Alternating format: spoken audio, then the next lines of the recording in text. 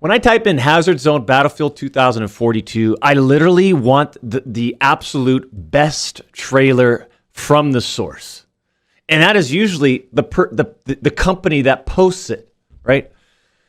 What some of these major, or I guess, news channels, what they do is they burn it. It gets like decompressed. It's not the true 4K version. But somehow, some way, when I type it in on YouTube, they're the first to pop up. I don't understand. How are these the first to pop up? Especially when there's 1.3 million views. That's the one I want to watch. You know what I mean, champs? Like they lost almost 500K, which could have almost put it up towards 2 million. Anyways, just I understand and wish to proceed. Jesus, this is only... See, it premiered yesterday, 1.3 million, but it's only number 12 on trending. Hold on, let me open up. Like, what's the trending right now? Oh, on trending. Okay, got it. Not trending for gaming. Got it.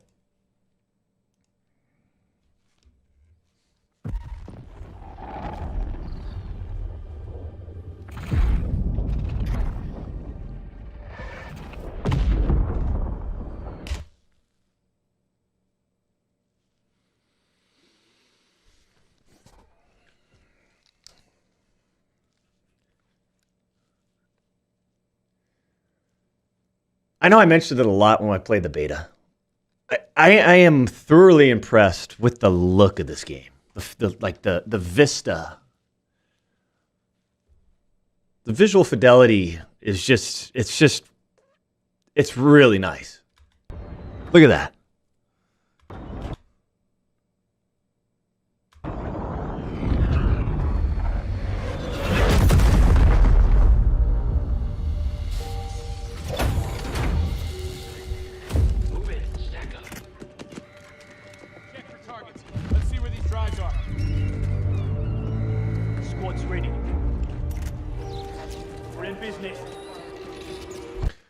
I like this map fiction.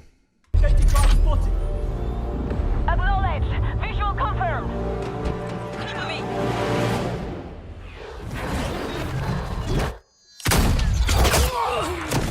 Man down! Man down!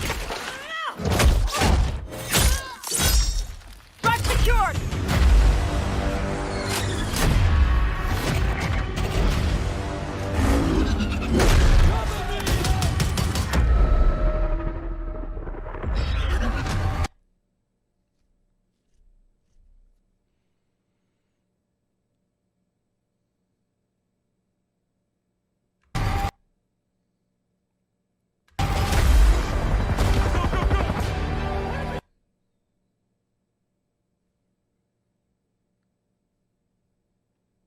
So this is all one big map that this game mode's on, I'm assuming, right?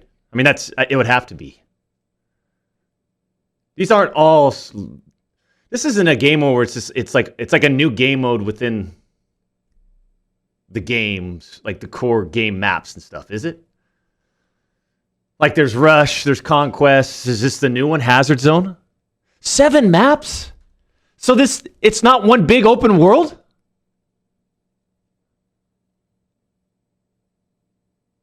It's all the main Battlefield maps. No! I was watching this trailer like this was one huge fucking world. You're telling me these are all different maps. Oh, no, man. I don't know.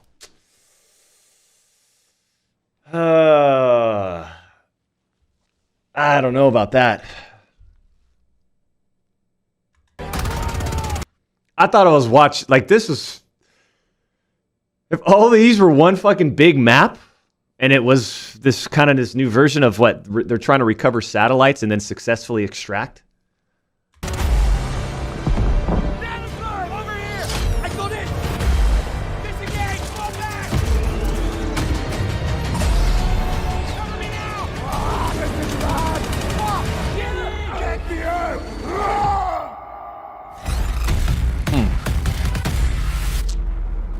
36 players and AI bots. 36 players? Really? Huh. 32 players max on PC.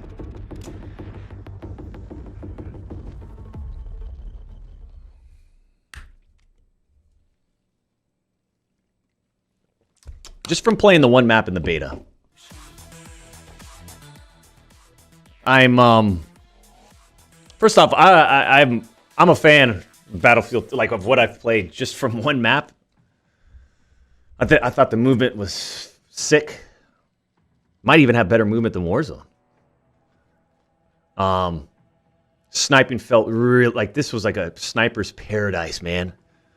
Especially with the bullet drop and the clarity of the game. And the mechanics, like it just, and the distances and the sight lines that you could see. Really nice.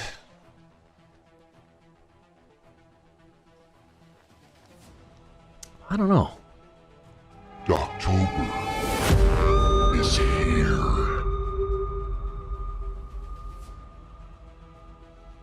I'm a big fan. I'm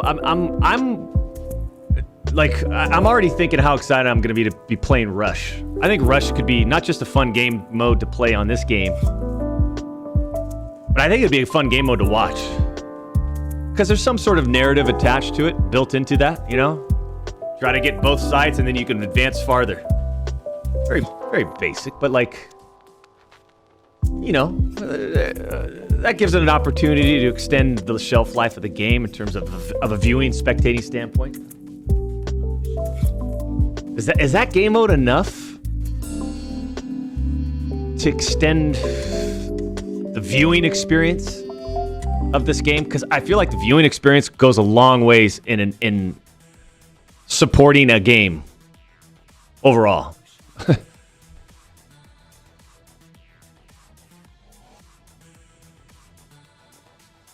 I don't know. Man, when I first watched that Hazard Zone trailer, I literally thought that all these maps were just different areas of a bigger map. And I got really excited. I was like, holy shit, because I didn't know any of the specifics. Nothing. I didn't know the player count, nothing. Jack Fragg's video.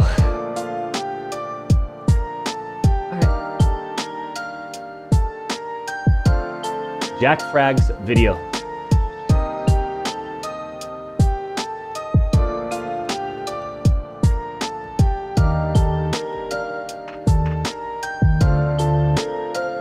Hazard Zone gameplay details. Here we go. Josh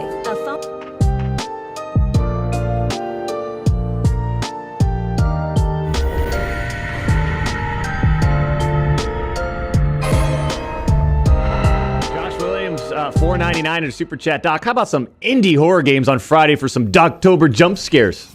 You know, as we get closer to Doctober, we might there might be a couple of. There's got to be some of those indie horror games that we can play, huh? Hades, thank you for the $3. Don't forget, Doc, people can make a BR in Portal. True. I get it, but like there's something about custom games that I'm just not too drawn to. Never was drawn to, because it just feels very unofficial. It's like going to the park and playing on 9-foot 4-inch rims on a little short half court. There's just something about it. It just doesn't, something like, you know, with a smaller ball, with a youth-sized ball.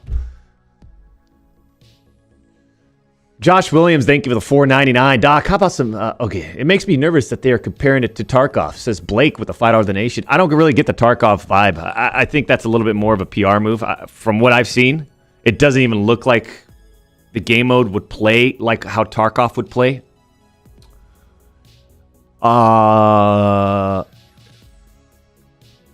Simply, you can't say it's a Tarkov... Like, Tarkov's... The design of Tarkov is so special to its mode because of the pace and flow of the game. They create a sort of tension based on your player's movement speed and you know, whether he takes damage and he's breathing heavy, and it's just like a very intense, high risk, high reward feeling when you play that game, right?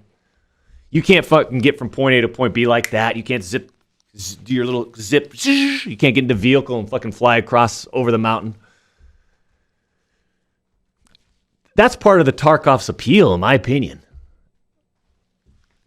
I don't know if you can compare Battlefield to Escape from Tarkov.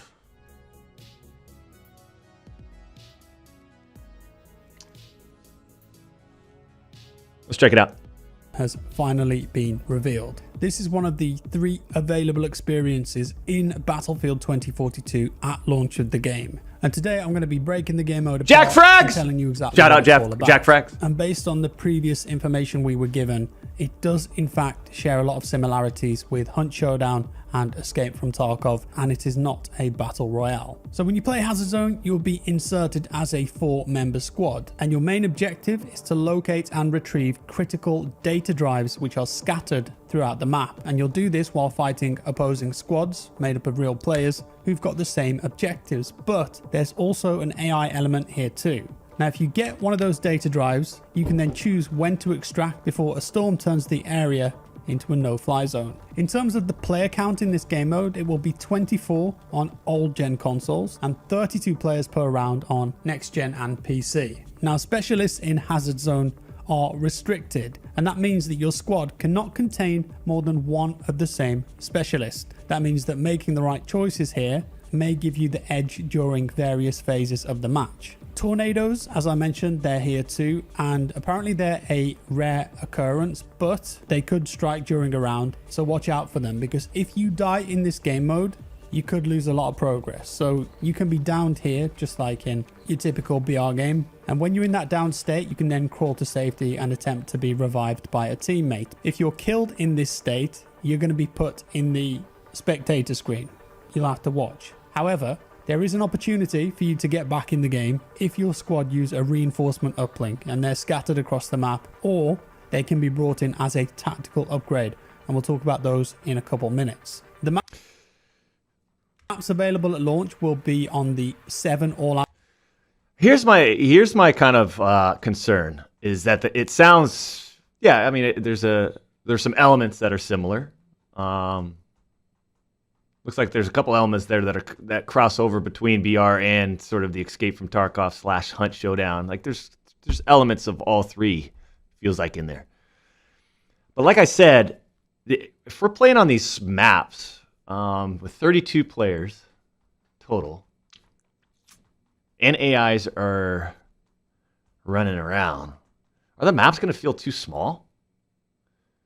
Because remember, you can get across these maps pretty fast, can't you?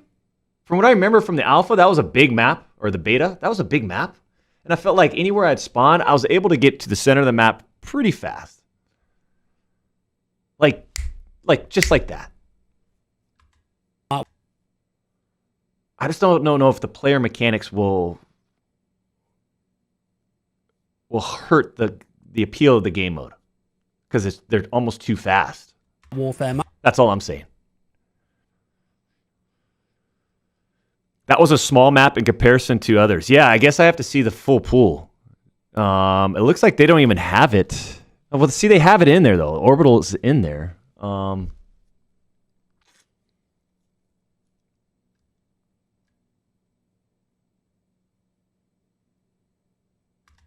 Let's go and listen to Jack Frags. Maps. So to start with, it doesn't look like there's custom maps for this game mode. Rather, they've picked certain areas of the massive all-out warfare maps, sectioned them off, and that will be the Hazard Zone portion. Who's to say that they couldn't do multiple? Wait a minute. They're going to put, wait a minute. They're sectioning off the maps, so they're even going to be smaller? I would have gone the other way. Portions of the same level though. So this is a bit of a tense, squad focused survival game, and I think DICE set out to make something with a bit more tension and narrative with this game mode, something that feels like there's some stakes on the line. So why would you want to play this game mode? Well, DICE say that this mode combines tense, squad focused survival experience gameplay with the Battlefield sandbox. In the trailer we saw, you've got gunplay, you've got verticality, and you've got vehicles. And as I said, you'll fight real people, other squads, but the tornado can come in, as well as deadly occupying forces attempting to protect the data drives. And these are AI, they're artificial intelligence. And I assume with this being a different game mode, the AI might be souped up a bit more dangerous. Maybe we'll have like special AI or something. I think that'd be cool. And DICE said that your objective in this game mode is not really to kill, but to extract out of the map, out of the hazard zone, with as many of those data drives as possible. And throughout the duration of a match, there are 2 limited time extraction opportunities, and they will occur at different times and at different locations. This means that only 2 squads in total can make it out alive from the round, or potentially none at all. Choosing the right mix in your squad, super important. DICE did give a few examples of this, so you could have an offensive squad with McKay and Falk. And then you've got a more defensive squad build, something like Irish and Boris. Irish has got that fortification system, that armor, and Boris of course can set up a turret, help lock down a certain area of the map, let's say an extraction or when you're collecting one of those drives. Or you've got the collector's build if you want to be a bit greedy and just get as many data drives as you can. Pick something like Casper and Falk, recon areas, keep yourself topped up with health. So why should you care about this? Why would you play this game mode over All Out Warfare or something important? I wonder if the fiction around the data drives will get old. You know, like the extraction of the data drives and the combat that you run into in terms of the scripting around the AI.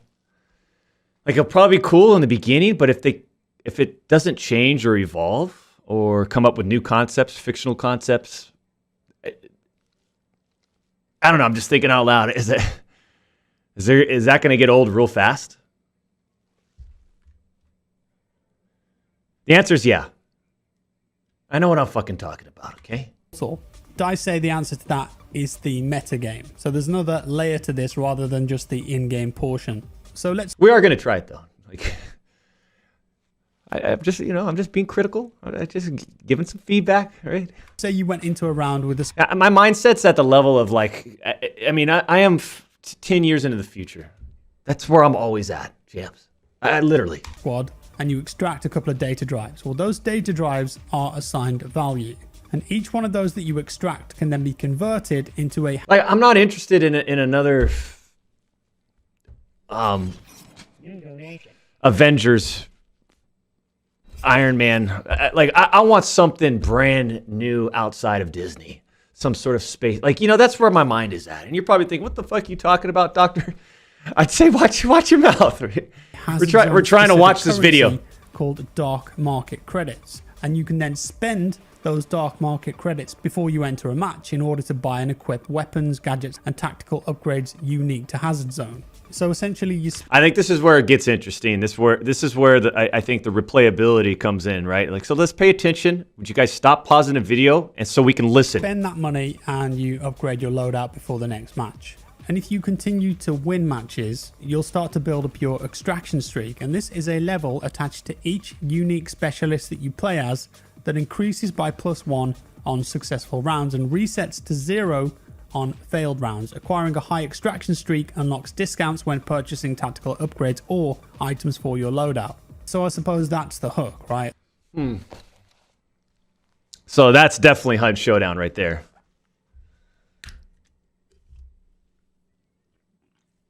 I haven't, we've played Hunt Showdown. I haven't like dedicated seriously to a particular character to try to get him to win. We've just been going in there and just playing like, hey, whatever, let's just get our loadout, let's pay for the loadout, and then let's just go right in. I haven't found that that meaning of retaining a character and what that looks like and feels like over a long period of time in Hunt Showdown. So I can't speak to that specific point in this trailer. You go in. Like, is it really beneficial to holding on to your character in the long run? You extract, your streak goes up by 1. That means you can buy more powerful gear. You go in, you win again, your streak goes up again.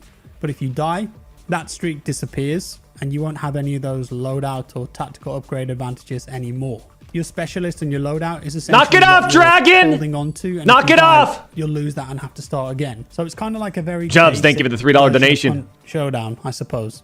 So what are these tactical upgrades that you can get then at launch? Well, to begin with, there are a couple of free ones. The starting armor, which gives you +20 armor, and then a negotiated bounty, which gives you 50% additional credits for kills on occupying forces, AI.